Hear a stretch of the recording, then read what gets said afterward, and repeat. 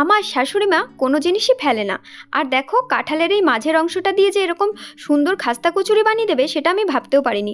প্রথমে যখন বানাচ্ছিল আমার কিন্তু খুব রাগ হচ্ছিল যে এটা আবার কোনো খাবার হলো নাকি, কিন্তু যখন খেলাম ভাবতেও পারিনি যে এটা এত টেস্ট হবে। তো কিছুই না, কড়াইতে সাদা তেল গরম করে তার মধ্যে চীনা বাদাম, কয়েকটা কাজু বাদাম, কয়েকটা রসুন, কয়েকটা কাঁচা লঙ্কা আর কিছু কুচানো পেঁয়াজ দিয়ে দিয়েছিল। সেটাকে ভেজে বেশ ভালো করে এইভাবে একটা পেস্ট বানিয়ে নিয়েছিল। তারপর একটা বাটিতে কিছুটা বেসন, কর্নফ্লাওয়ার, স্বাদমতো নুন, হলুদ গুঁড়ো, লঙ্কা গুঁড়ো আর একটু কালো জিরে, সামান্য খাবার সোডা দিয়ে তার মধ্যে যে বানানো পেস্টটা ছিল সেটাকে দিয়ে একটা ব্যাটার তৈরি করে নিতে হবে। ব্যাটারটা যেন একটু গাঢ় ধরনের হয়।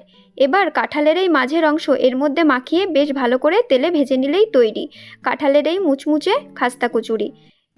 ব্যাস, গরম গরম সসের সাথে পরিবেশন করুন এই মুচমুচে খাস্তা।